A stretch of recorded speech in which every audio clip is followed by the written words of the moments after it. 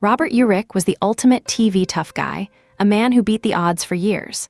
But while the world watched his public battle, no one saw the silent countdown beginning for his wife, Sound of Music star Heather Menzies.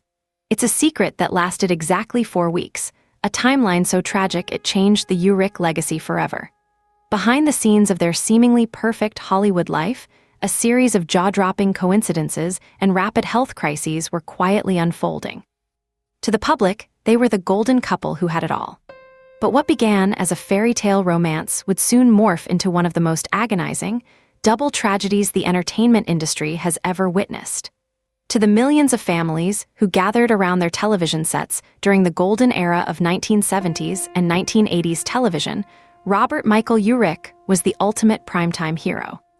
He was the ruggedly handsome, square-jawed, and effortlessly charismatic leading man who seemed completely indestructible. Whether he was tearing through the neon-lit streets of Nevada as the smooth, classic car-driving private investigator Dan Tana in the hit series Vega, or bringing a tough, intellectual grit to the streets of Boston as the titular detective in Spenser. For hire, Urich was a constant, reassuring presence in American homes. Over his career, he set an industry record by starring in 15 different television series, including SWAT, Soap, Gavilan, and Crossroads, demonstrating his immense appeal and unparalleled work ethic. But his incredible screen career was only one half of the story. His life was defined by his marriage to Heather Menzies. Heather had achieved global cinematic immortality at just 14 years old when she was cast as Louisa Von Trapp, the mischievous sister in the legendary 1965 musical masterpiece, The Sound of Music. As she grew older, she transitioned into mature roles, starring in the cult sci-fi series Logan's, run as Jessica 6, and the 1978 creature feature, Piranha.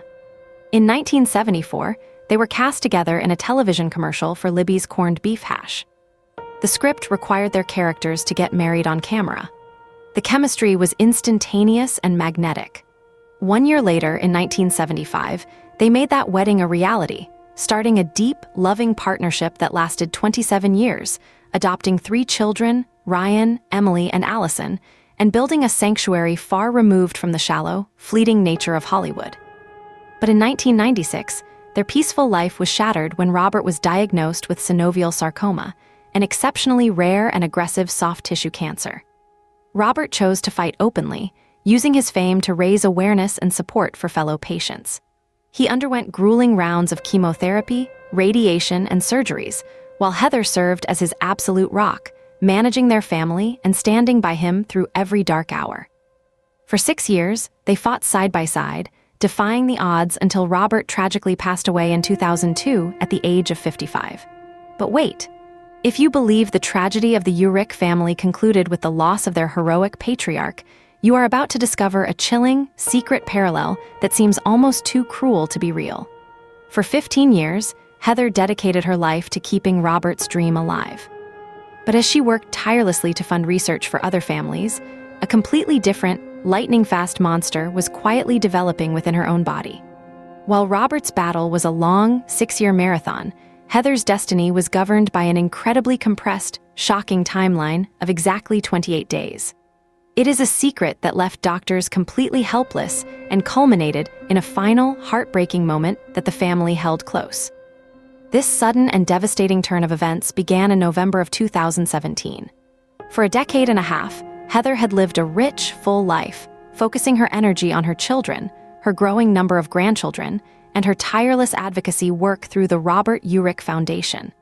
She was the picture of health, vitality, and grace, continuing to attend Sound of Music reunions and remaining an active, beloved figure in her community.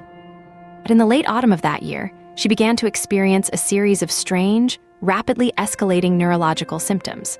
When she finally went to the hospital for comprehensive diagnostic testing, the results delivered a shockwave from which her family would never truly recover. Heather was diagnosed with glioblastoma multiforme.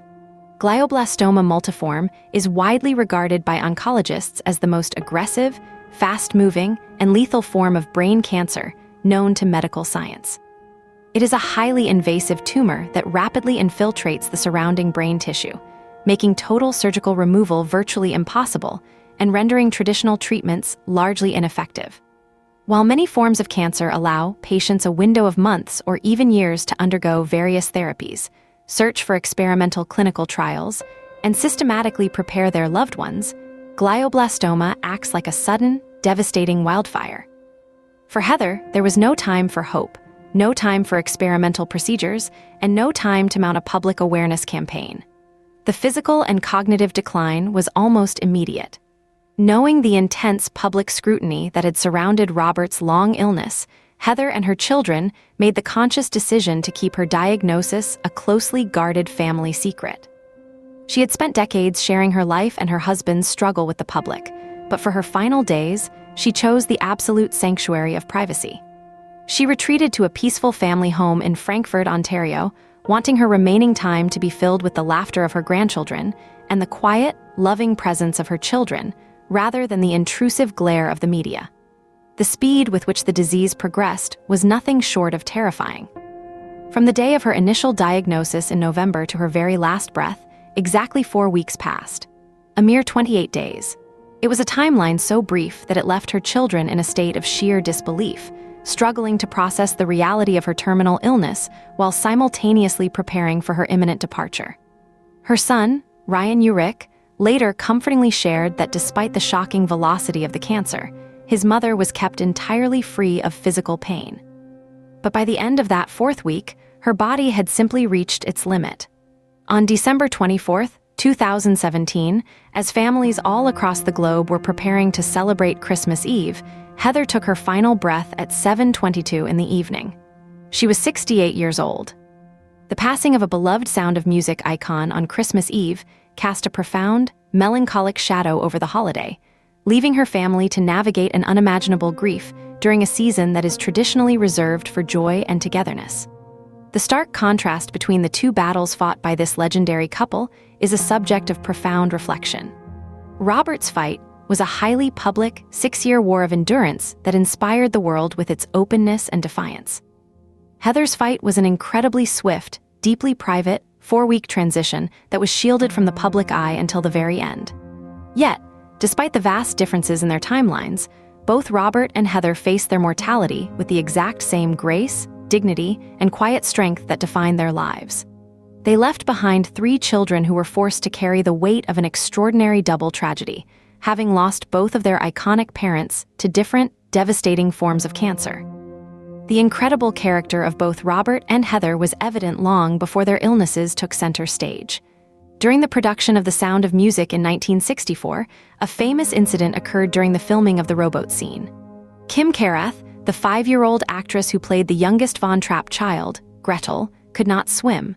When the boat capsized, Kim went straight to the bottom of the lake, inhaling water. Julie Andrews, who was supposed to catch her, fell out the opposite side of the boat and was unable to reach her in time.